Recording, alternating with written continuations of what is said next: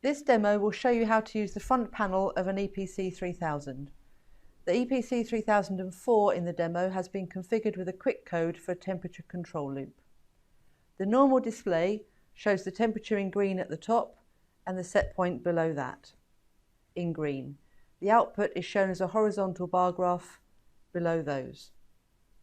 The number in the orange circle indicates which, if any, of the digital outputs is on. The F1 button toggles between manual mode and auto mode for the control loop. Manual mode is indicated by a hand symbol. The scroll button will scroll through the main parameters.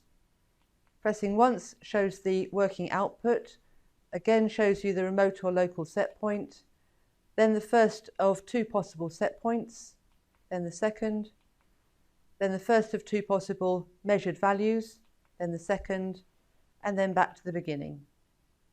So it's working output, remote or local set point 1, set point 2 if you wish to use it, analog input, second analog input if you're using it, and back to the beginning.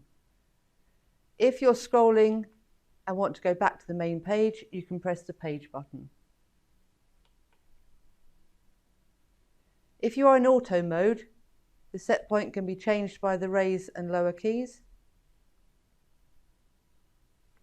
Remember, that's the set point. If you are in manual mode,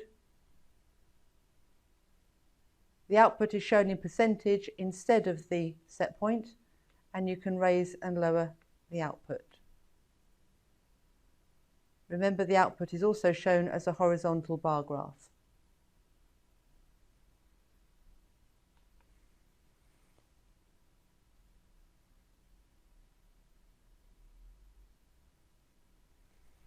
If a fault happens, such as a sensor break,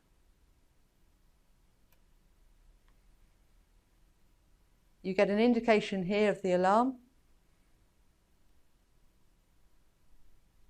and it forces it into manual mode, shown by the flashing hand symbol. The PV is shown in red,